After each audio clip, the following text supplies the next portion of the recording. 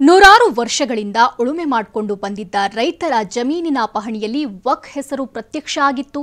ಶಾಲೆ, ದೇಗುಲ, ಮಠ ಅಂತ ಎಲ್ರಿಗೂ ವಕ್ಫ್ ಶಾಕ್ ಎದುರಾಗಿತ್ತು. ಕಳೆದ ವರ್ಷ ಹೋರಾಟಕ್ಕೆ ಕಾರಣವಾಗಿದ್ದ ಇದೇ ವಿವಾದ ಮತ್ತೆ ಭುಗಿಲೇಳೋ ಮುನ್ಸೂಚನೆ ಸಿಕ್ಕಿದೆ.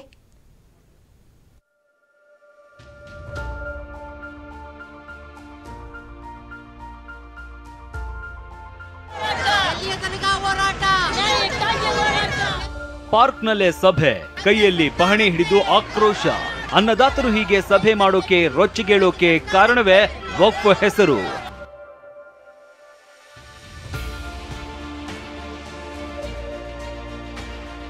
ಮಂಡ್ಯ ರೈತರನ್ನ ಮತ್ತೆ ಕಾಡ್ತಿದೆ ವಕ್ಫ್. 50ಕ್ಕೂ ಹೆಚ್ಚು ಪಹಣಿಗಳಲ್ಲಿ ವಕ್ಫ್ ಹೆಸರು ನಮೂದು.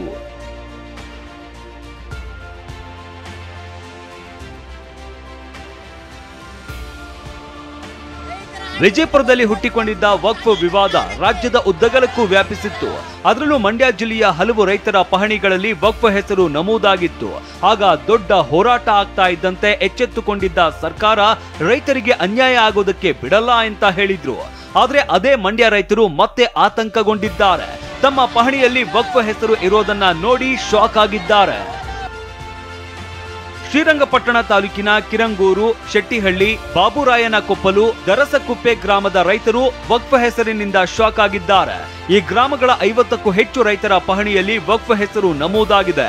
ಕರ್ನಾಟಕ ರಾಜ್ಯ ವಕ್ಫ್ ಮಂಡಳಿ ಎಂದು ನಮೂದಾಗಿದೆ. ಸ್ವಾಧೀನ ಕಾಲಂನಲ್ಲಿ ರೈತರ ಹೆಸರಿದ್ರು, ಋಣ ಕಾಲಂನಲ್ಲಿ ವಕ್ಫ್ ಹೆಸರು ಉಲ್ಲೇಖವಾಗಿದೆ. ಅಷ್ಟಕ್ಕೂ ಜಮೀನಿನ ಮೇಲೆ ರೈತರು ಸಾಲ ತೆಗೆದುಕೊಂಡರೆ, ಕ್ರಯ ಮಾಡಿಸಿದ್ರೆ ಋಣ ಕಾಲಂನಲ್ಲಿ ಬ್ಯಾಂಕ್ ಅಥವಾ ವ್ಯಕ್ತಿಯ ಹೆಸರು ಉಲ್ಲೇಖ ಆಗುತ್ತೆ. ಆದ್ರೆ ಬಹುತೇಕ ರೈತರ ಪಹಣಿಯಲ್ಲಿ ವಕ್ಫ್ ಆಸ್ತಿ ಅಂತ ನಮೂದಾಗಿದೆ. 2014-15ರಲ್ಲಿ ಈ ರೀತಿ ವಕ್ಫ್ ಹೆಸರು ಉಲ್ಲೇಖ ಆಗಿದ್ದು, ಸರ್ಕಾರಿ ಶಾಲೆ, ಪಾರಂಪರಿಕ ಕಟ್ಟಡ, ಪುರಾತತ್ವ ಇಲಾಖೆ ಆಸ್ತಿ ದಾಖಲೆಗಳಲ್ಲೂ ವಕ್ಫ್ ಹೆಸರು ಇರುವುದು ಬಯಲಾಗಿದೆ. ರೈತರು ಜಮೀನು ಹಂಚಿಕೆ ಮಾಡಿಕೊಳ್ಳುವಾಗ, ಮಾರಾಟ ಮಾಡುವಾಗ ಪಹಣಿ ನೋಡಿದಾಗ ಈ ವಿವಾದ ಬಯಲಾಗಿದೆ.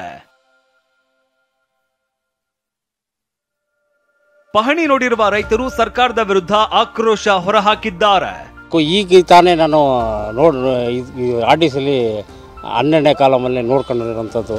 ನನಗೆ ಯಾವುದೇ ರೀತಿ ಸಾಲವಾಗಲಿ, ನಾನು ಮಾರೋದಾಗಲಿ ಯಾವುದಕ್ಕೂ ನನಗೆ ಎಲ್ಲದಕ್ಕೂ ಸಮಸ್ಯೆ ಆಗ್ತಾಯಿದೆ. 17-18ರಲ್ಲೆಲ್ಲ ಕೂರಿಸಿರೋಂಥದ್ದು ಇರಬೇಕು.